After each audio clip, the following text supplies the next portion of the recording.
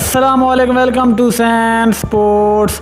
दोस्तों, आपको एक और बड़ी ब्रेकिंग न्यूज़ से आगाह करते चलें कि पाकिस्तान के एशिया कप स्क्वाड में एक और बड़ी तब्दीली।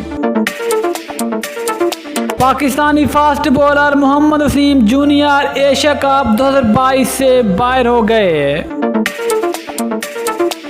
लेकिन मोहम्मद वसीम जूनियर की जगह पाकिस्तान के senior fast bowler Hasan Ali को पाकिस्तान के एशिया कप स्क्वाड में शामिल कर लिया गया है।